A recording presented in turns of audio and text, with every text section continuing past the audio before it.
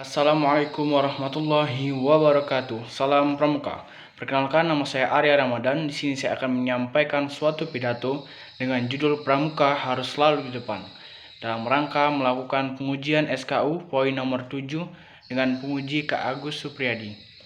Pertama-tama, marilah kita panjatkan puji syukur kehadirat Allah Subhanahu wa taala yang telah memberikan kita kesehatan dan keselamatan, dan salawat serta salam kita haturkan kepada Nabi besar Muhammad SAW dengan ucapan Allahumma sholli ala sayyidina Muhammad wa ala ali sayyidina Muhammad. Semoga kita selalu dalam lindungan beliau. Izinkan saya menyampaikan suatu pidato dengan judul Pramuka harus selalu di depan.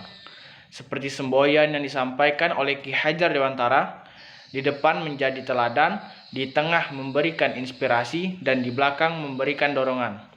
Semboyan itu bukan hanya kita pakai pada pendidikan saja, melainkan bisa digunakan di mana saja, termasuk di pramuka. Mari kita maknai lebih dalam bahwa pramuka harus berada di depan dalam setiap kehidupan sebagai pelopor dan teladan. Jangan malah melarikan diri dan sembunyi apabila ada masalah datang menghadang. Kita mengetahui saat ini generasi muda lebih cenderung lari dari masalah dan hidup menghindari tantangan.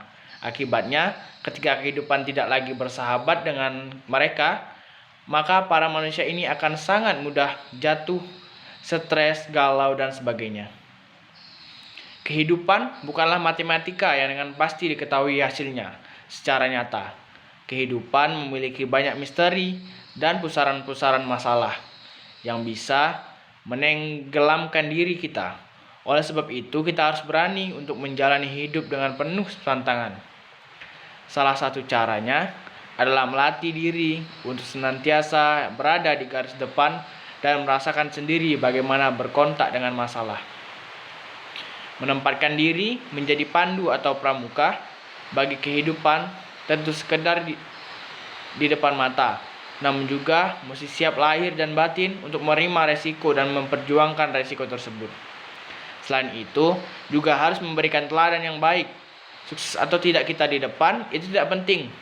Yang lebih utama adalah apakah kita telah berjuang dengan penuh daya dan upaya untuk menjadi teladan atau belum.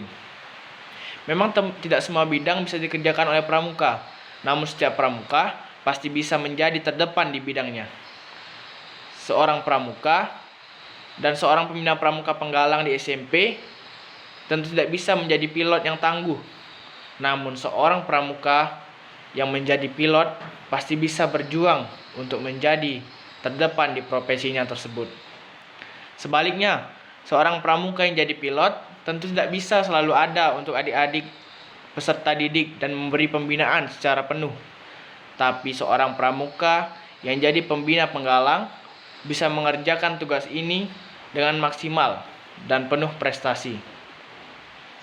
Jadilah pramuka yang berada di depan dalam profesimu, karena dengan itu secara langsung kita telah mengangkat derajat kebanggaan generasi muda untuk menjadi pramuka.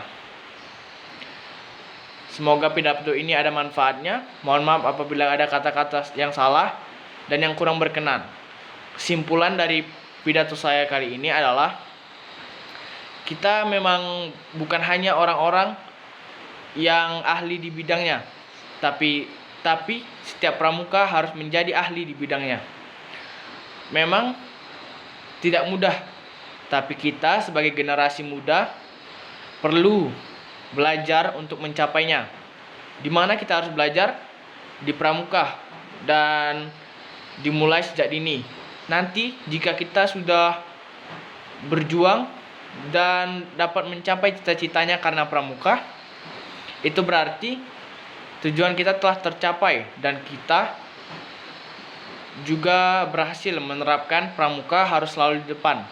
Oleh karena itu, kita sebagai generasi muda jangan pantang menyerah untuk cita-cita yang akan kita gapai nanti ke depannya, maupun itu di pramuka ataupun di bidang lainnya.